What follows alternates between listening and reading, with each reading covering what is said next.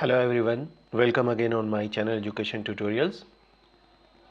दोस्तों, आगामी परीक्षाओं को देखते हुए मैंने फिर से गणित के कुछ महत्वपूर्ण प्रश्नों को आप सबके लिए सिलेक्ट किया हुआ है और ये प्रश्न सारी परीक्षाओं के लिए समान रूप से उपयोगी हैं, चाहे यूपीपी हो, चाहे वो सीटेट हो, चाहे वो टीईटी हो, चाहे वो अन्य परीक्षाएँ। और इसमें मैंने वीडियो बहुत छोटे रखा हुआ है ताकि आप लोगों को पढ़ने में आसानी हो और बेहतर से बेहतर आप लोग रिज़ल्ट दे पाएँ। आइए देर न करते हुए वीडियो को शुरू करते हैं और क्वेश्चन को सॉल्व करते हैं। पहला प्रश्न है, the ratio of the cost price and the selling price is 5:4, the loss percentage is. मतलब क्रय मूल्य और विक्रय मूल्य का अनुपात। देखिए, यहाँ पर सबसे पहली बात यह है कि क्रय मूल्य यानी परचेजिंग प्राइस जो है आपका, परचेजिंग प्राइस जो है, और सेलिंग प्राइस यानी एसपी जो है, एसपी, इसका रेशियो 5:4 है। मतलब क्रय और विक्रय का अनुपात। ये क्रय है 5x और ये 4x आपका विक्रय है ना, ऐसे ही लिखा हुआ है। देखिए, क्रय लिखा हुआ है और विक्रय लिखा हुआ है। इन दोनों का रेशियो 5:4 है। तो हानि का प्रतिशत बताइए। वास्तव में इस प्रश्न में आपके लिए ये छिपा लिया गया कि असली क्रय मूल्य और विक्रय मूल्य क्या है। तो हम ये x मान के कर लेते हैं कि ये आपका क्रय मूल्य हो गया, क्रय मूल्य, और नीचे आपका विक्रय मूल्य हो गया। हानि निकालने का फॉर्मूला क्या है? हानि निकालने का फॉर्मूला है, हानि निकालने का फार्मूला, जब हानि होगी तो आप जो है क्रय मूल्य में से, क्या चीज़, क्रय मूल्य में से विक्रय मूल्य को घटा देंगे। क्रय मूल्य में से विक्रय मूल्य को घटा देंगे। आपका क्रय मूल्य है 5x और विक्रय मूल्य है 4x। दोनों को घटा दीजिए। 5 में से 4 घटाने पे 1x हो गया या x हो गया। अब यहीं पे आप सीधे सॉल्व कर लीजिए, उसमें लिखना नहीं है। क्रय मूल्य आपका मतलब हानि आपकी x हो गई अगर प्रतिशत में बदलते हैं तो, और अपॉन में क्रय मूल्य आपका 5x हो गया, गुणे में 100 हो गया।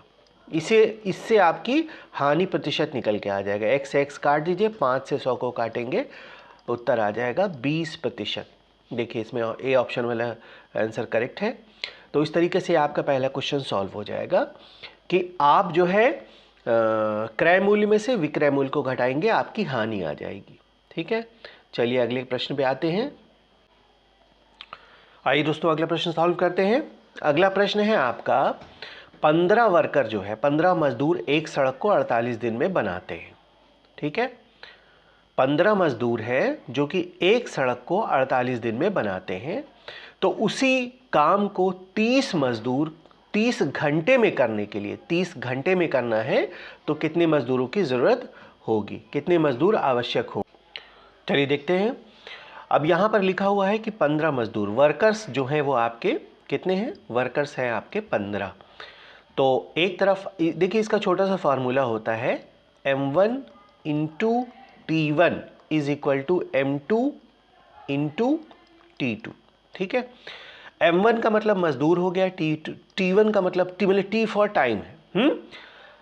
15 मजदूर जो है वो कितना समय लगा रहा है? 48 घंटे लगा रहा है, और 30 घंटे में काम करना है। मजदूरों की संख्या आपकी x हो गई, टाइम कितना है?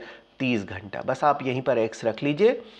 आप 15 से 30 को काट दीजिए 2, और 2 से 48 को काटेंगे, आपका आंसर आ जाएगा 24। देखिए, पूरा क्वेश्चन सॉल्व करने की ज़रूरत नहीं है, जहाँ से आपको आसानी हो, क्योंकि एग्ज़ाम में जब क्वेश्चन आप सॉल्व करेंगे तो वहाँ कोई ये देखने नहीं आएगा कि आप सिस्टमेटिक ढंग से लगा रहे हैं या आप कैसे लगा रहे हैं। तो आपका जो है जल्दी से जल्दी समय बचे, आप लोग इस ढंग से क्वेश्चन को वहीं पे सॉल्व कर लीजिए। ठीक है दोस्तों, इस तरीके से दूसरा क्वेश्चन आपका सॉल्व हो जाएगा।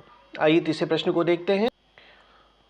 वेरी वेरी इंपॉर्टेंट प्रश्न, बहुत बढ़िया प्रश्न है। 600 साधारण ब्याज की दर से 4 वर्ष में, मतलब कोई रुपए है 600 रुपए साधारण ब्याज की दर से 4 वर्ष में 720 रुपए हो जाता है। यदि ब्याज दर 2% बढ़ा दिया जाए तो वह धन कितना होगा? ये प्रश्न आपसे किया जा रहा है।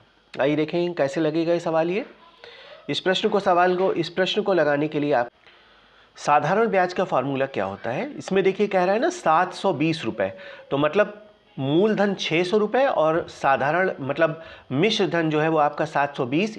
इसका मतलब ये हो गया कि 120 रुपये क्या निकल के आ गया, साधारण ब्याज निकल के आ गया, साधारण ब्याज निकल के आ गया। ठीक है, अब साधारण ब्याज का फॉर्मूला क्या है, साधारण ब्याज बराबर मूलधन गुणे दर। दर आपकी नहीं दी गई है, दर की जगह आप x लिख दीजिए, गुणे समय, समय 4 वर्ष है, बटे में 100, ये है आपका फॉर्मूला। ठीक है, अब आप क्या करें, यहीं से सीधे सीधे काट दीजिए, 6 से काट दीजिए 120 को, 20 बार में कट गया, और 4 से जब 20 को काटेंगे तो ये 5% निकल के आ गया। इसका मतलब दर जो है वो आपकी 5% निकल के आ गई। देखिए, अब कह रहा है कि यदि दर 2% बढ़ा दिया जाए तो वो धन कितना होगा। बहुत ही आसान है, दर 2% बढ़ा दिया तो वो धन कितना होगा, मूलधन आपका 600 है, दर कितना है, दर 5% निकली थी, 2% बढ़ा दिया, मतलब आपका दर हो गई अब 7% हो गई। समय कितना है, समय वही आपका 4 साल है, और बटे में 100 आ गया। ठीक है, 100 से 6 काट दीजिए, 6 बार में कट गया ये, और आपका 6 चौका 24, और आपका आंसर आ जाएगा 168। ठीक है, ये आपका साधारण ब्याज निकल के आ गया। तो मूलधन आपका 600 और साधारण ब्याज जोड़ लीजिए, धन निकल के आ जाएगा 168 यानी 768 रुपये। ये ऑप्शन बी आपका करेक्ट हो जाएगा। तो मतलब इसका आंसर हो जाएगा 678 रुपये। बच्चों, इस ढंग से जो है दोस्तों ये सवाल आपका क्लियर हो जाएगा। उम्मीद है वीडियो आपको पसंद आया होगा। अगर ये वीडियो आपको पसंद आया तो आप लोग चैनल को सब्सक्राइब कर लीजिए, शेयर कर लीजिए, और दोस्तों में ज़रूर से ज़रूर शेयर कर लीजिए। धन्यवाद।